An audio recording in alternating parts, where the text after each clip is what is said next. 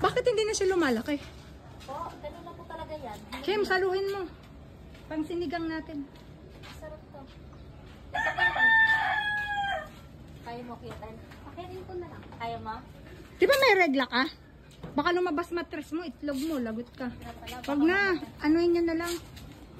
Ano na lang, sungkitin na lang. Wag na din, madulas. Sungkit na lang, mabilis lang naman yan. Ayan o, ang lalaki kasi. Oo, pang sinigang ni nanay to.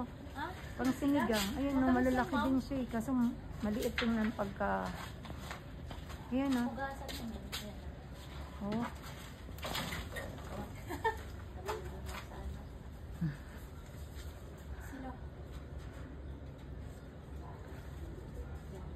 Pwede yun pang...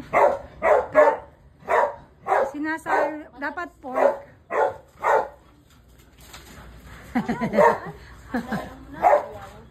Ayan, yan. Maganda yan.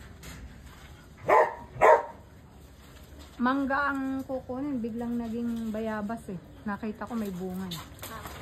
Yoo! Yan. Pang sinigang. Matamis yan, ma'am. Oh, matamis. Eh, 1.5 ang bili natin ng puno na to. Ay, 1.8. Naalala nyo ba? Tinawaran pa natin. Ayaw magpatawad. Binili ko to sa Quezon. Ano naman, ma'am? Tapos, Sulit naman 1.8. Tapos, grabe mamunga. Yung puno na yan, ganito lang yung kalaki noon. Sulit naman. Kaya nga nasa likod na Oo. Tapos, tumatawad kami ng unti lang kasi nga, 1.8. 1.5, 1.8. Abay, ayaw... 1.5, ayaw patawarin kami. Tapos, ang binayaran natin, nasa 5.5 yun, di ba? Mga puno. Hindi kami pinatawad. Wala daw kasi kaming kasalanan. Puno naman.